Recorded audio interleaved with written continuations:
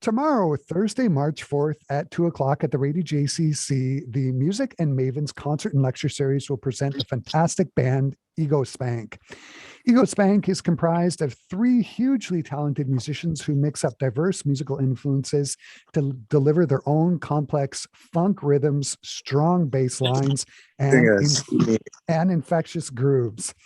The trio of Gilles Fournier on bass, Murray Pulver on guitar, Daniel Roy on drums and vocals are creating apples to oranges, hits from the 60s to the 80s, reimagined for the Music and Maven stage. They take famous hits and make them sound even better than their originals. Joining me here over Zoom, I am joined by bass player Gilles Fournier and guitar player and vocalist Murray Pulver from Ego Spank. Hey guys, nice to see you. Hey, Chris. I'm walking my dog. I'm walking the dog right now in the dog park. It's a great video for all any of you who are watching this on our YouTube channel. It's makes for a great video. Gilles, I want to start out. Can you just talk a little bit about how Ego Spank came together and how the three of you decided to start playing together? Well, and Murray, you can interject anytime if I don't get it right here or if I forgot something significant. But I mean, we sort of met through the Winnipeg scene, and we ended up being finding ourselves quite on the same gig quite a bit as a rhythm section and backing up a lot of folks. So we got to know each other quite well, and we decided to do. We said, well, why don't we throw together our own band since it's already there, and see what happens. And so that's what we did. And then we're trying to come up with a name. And again, correct me if I'm wrong, but I think I suggested Ego Spank at some point, which I thought was funny, but I didn't think it was a great name. And then these guys go, no, it's a great name. We should keep it, blah, blah, blah. And then we'll keep it until we find something better, maybe. And is that about it, Murray? That's probably it. Yeah. Yeah. I think the name just was funny to all of us and just went, yeah, come on. I don't think we've ever taken anything too serious. So no. And that made for sort of an appropriate name for us. Yeah. And there you go. Yeah. So tomorrow the group is performing hits from the 60s through to the 80s. Can you talk a little bit about what audiences can expect? Murray, maybe I'll have you answer that one. Sure. Well, you know what? I mean, I don't think it's something that we consciously did. It's just we've always, taken songs that just songs that, maybe common knowledge to people, or just songs that we've always loved, and just sort of reimagined them. And I guess I haven't really thought about it until we put the show together that, I guess we do quite a few covers and make them completely our own. Doing things, sometimes bizarrely, sometimes just, little tweaks here and there that make it our own. And people have always kind of responded to those tunes. So here we are tomorrow in front of an audience to unveil. Well, most of them we've played for quite some time, so we're not necessarily an unveiling, but Sorry. Go ahead, Gilles. Oh no, I can add to stuff later. Go ahead with whatever you're going to do there, Chris. I'm just wondering. Can you talk a little bit about some of the tunes that you're going to be playing tomorrow? Ooh, you want to? Well, we do a couple Beatles tunes. We do some Prince. Nice. We do maybe even some Joe Jackson.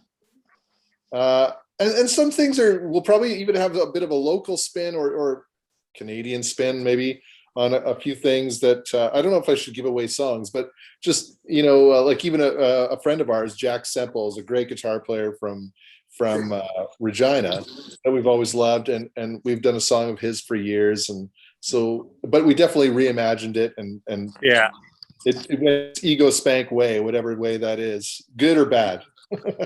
And we also do covers of other people doing covers of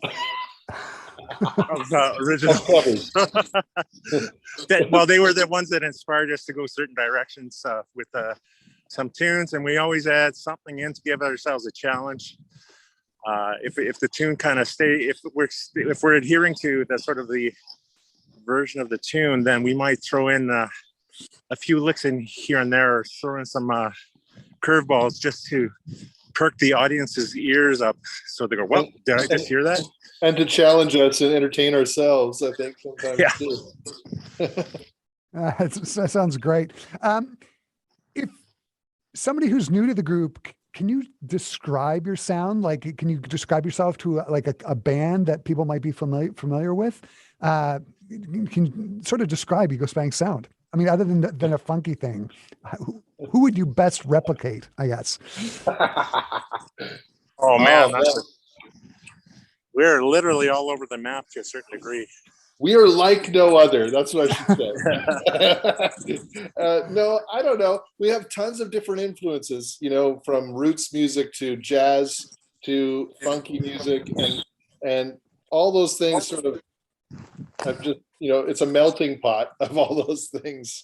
And I think the thing with the band is it's definitely built on personality, and that's like, oh, for sure. And so it's not like Gilles playing by himself. It's when you have the three, well, and usually four of us. But Mark couldn't. Mark is on tour right now, so the keyboard player, right? Yeah. Mark So Arnold. it's really a thing that's. I don't know if there's a comparison, really. I mean, there's things that we like. I think people say, snarky puppy or stuff like that, but it's there's some elements of, you could sort of say, oh man, that's sort of, I mean, if people start trying to compare you to other groups, or they need to sort of describe you and reference you to a band to sort of familiarize someone with us, let's say, who hasn't heard of us, then there'll be all kinds of references in that respect.